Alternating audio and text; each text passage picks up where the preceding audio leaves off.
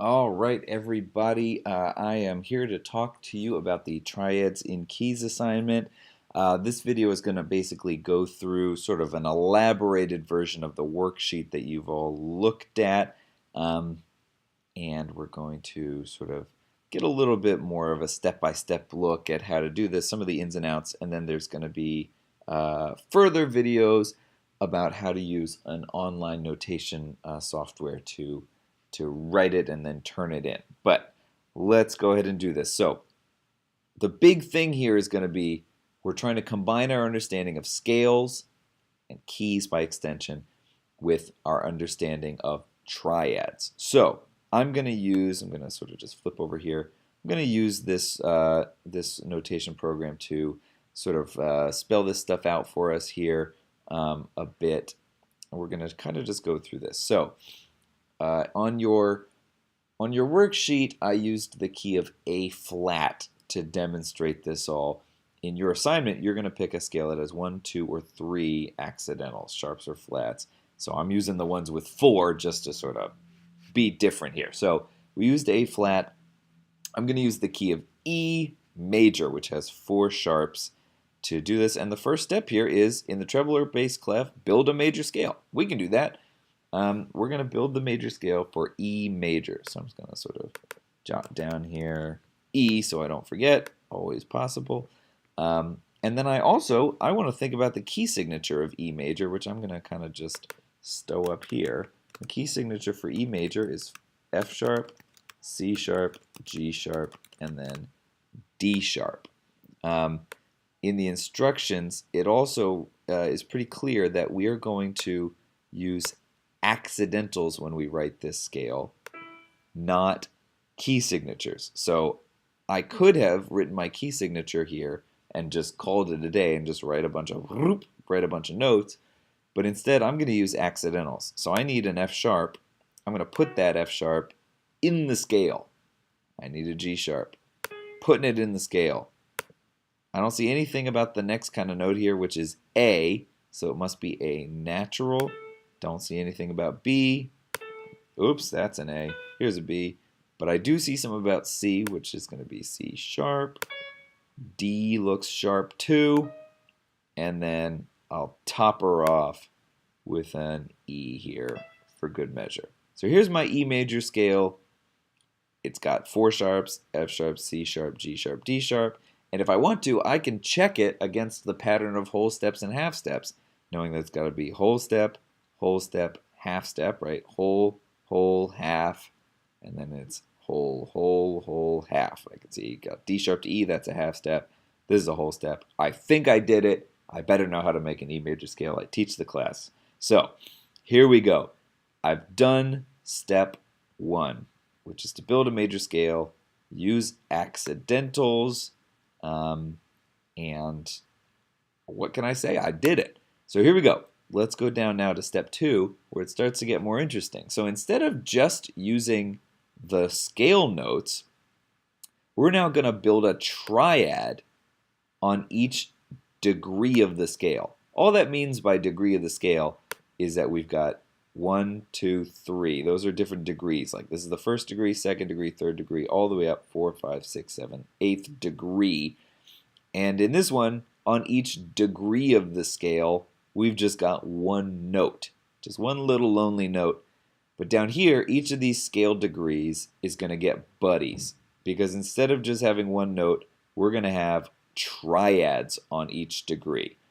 We're adding a 3rd and a 5th to each of the notes of our scale that we just built, so that everybody is a triad instead of just a single note scale. This is crucial. It says making sure to use an accidental on all the notes that are sharp or flat. So if we had a flat, or in our case a sharp, in the scale, every time that note comes up, when it's the 3rd or the 5th of each of these triads, we are going to make sure that it's the same kind of note that it was in just the regular scale version. And so if I go back here, this is again where it's going to be really helpful that I wrote out my key signature, F, C, G, D. All those notes are sharp, because when I go through this, I know that a third above E is G. My key signature tells me, look, there's G in that scale, or there's G sharp in that scale, sorry. So I'm going to put that there. So everywhere that comes up. But again, B natural in this scale, so there's going to be B natural in this triad. Same thing here. Nothing about A. It's going to be natural, and that's how it was in the scale. But every type of triad built on F, we know is going to be some type of F, A, C triad. And so the type of C that I've got is C sharp. So I'm going to put that here. And voila, look at that bad boy. Now, you'll notice that in my notation program, things got a little wonky. This used to be G sharp, but the computer thinks it's smarter than me. But I'm about to show the computer who's boss, put these notes back to the way they should have been originally. I'm going to have to keep readjusting those, but we're all just going to have to deal with that. So if I go to this next one here, it's built on a G. I know it needs to be some type of G, B, D. B is natural. Don't see that in the key signature, so it's natural. Put it there. But D, G, B, D, D is sharp. So let's put a G sharp there. Boom. And then I'm going to have to go over here, fix this up, make this sharp again. Back to A, it's going to be some type of A, C, E. Type of C's that I have are C sharp. Boop, put that there, make it sharp. E is natural. It better be natural. It's the name of the scale. So if we've got E as the name of our scale, you better believe it's going to be just a plain old E. Building a chord here, a triad on B. I'm going to have some type of B, D, F. The types of D I have are D sharp. I'm going to toss that there. And the types of F I have are F sharp. So put that up there. That's a nice happy chord. Next one here is on C sharp. So this is going to be some type of C, E, G. Again, E's had better be natural. It's the name of the key. And G, we've seen a few times, is sharp. So toss that there. Oopsie, sorry about that. There you go. Next is the one built on D sharp. So that's going to be some type of D, F, A. I've already got a D sharp. That's good. Types of F I have is F sharp. Blammo. And then fix that. And then I can see that A is natural. Put that there. And then just for good measure, I'll make another of these guys up here. Just because, you know, like it to be symmetrical. So there we go. Now on every degree of the scale, I have a triad. I have 3 notes, a root, a third, and a fifth on every degree of the scale. So I have now completed step number 2.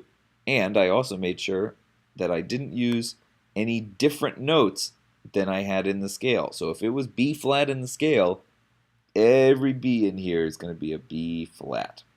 So now, this next step, this is where it really starts to get a little funky. I'm going to go through, and on each of these triads, I'm going to try to figure out if it's major or minor. Now, we're in a major key on our worksheet, or on our example here, we're in the key of E major. But life would be boring if, even though you're in a major scale, it was always just a major chord. That's not how things work in music or in life. So I'm going to use an uppercase M for a major triad and a lowercase m for a minor triad. And I'm going to figure out on each of these steps if I'm looking at a major triad or a minor triad. And shockingly, again, I can use my key signatures. So if I look at this first one, I'm in the key of E major, so I'm going to hopefully think you kind of know where this is going. But we're in E major, we've got our root, and we've got a third, which is G sharp. This G sharp, or this G, this third, is the kind of note we have in E major. And that's going to mean it's a major third, and that gives us a nice happy E major triad. Look at that. Who'd have thunk it, right? E major triad. I've got the third, the G sharp from the major key signature, and B is also a note that's happy in the key of E. We don't see anything about B here, which means it should be natural. So the third is what I get in E major, and the fifth is what I get in E major. That's what I call a major triad. So let's move over here. Let's do the next one now. We could do this for every single step if we think about the key signature of the bottom note, the root note, the one that was there originally when we just built the scale. So down here on my next one, the root is F sharp, so I'm going to think about the key signature for F sharp, which is like a million sharps. So let's go through this. It's got F sharp. It's got C sharp. It's got G sharp. What more could you want? It's got D sharp. It's also got A sharp. And then the last one it has is E sharp, because E sharp is a half step below F sharp. And that's how you know when to stop in the order. Father Charles goes down and ends. The half step below the name of the scale, F sharp here. So that's my key signature for F sharp major. It's 6 sharps. Holy crap, that's a lot of sharps. So I can use this to help me figure out if I've got an F sharp major or an F sharp minor triad here. So if I look, F sharp is obviously good to go. That's the root. Now I want to figure out this third. In the triad, I've got A natural. And if that's the kind of A that should be in this key, we've got a major triad. So I can look up, go to my key signature, and see, oh no, I've got A sharp. That means this is not the right kind of A for F sharp major. If this was an A sharp, I'd be looking at a major third and a really good chance of an F sharp major triad. But since it doesn't match up, it's a natural to this A sharp. That means it can't be major. So I got to think, how do these two notes relate? A natural is a half step lower than A sharp. A natural, half step lower than A sharp. That means instead of being major, A sharp, it's minor, because any third that's a half step lower than the major is minor. So A sharp would have been major. A natural, since it's a half step lower, is minor. So I've got a minor third here. C sharp, the fifth, is what we would have expected in F sharp. So that's good. That's a perfect fifth. But that minor third, A natural, means that I've got an F sharp minor triad. F sharp minor. Because the third is a half step lower than what the major key would want. That makes it minor. So I've got this, and I used my small m because it's minor, labeled it right here, and then I would go through each of these, figuring out where I've got major triads and where I've got minor triads. Just got to know my key signatures, and I'm there. And then that just takes you down here, right here to step 4, which is the little tricky thing, because what would life be without little tricky extra stuff? And it says that one of the triads we have written will not be major or minor. And we're going to go sort of Old West style here and mark that bad boy, or like treasure hunting. Mark that bad boy with an X. And that's going to lead us down to our questions. So once I go through here, I would go one by one, find the triad after I figured them all out that isn't major or minor, mark that with an X, and that's the bulk of the Triads in Keys assignment.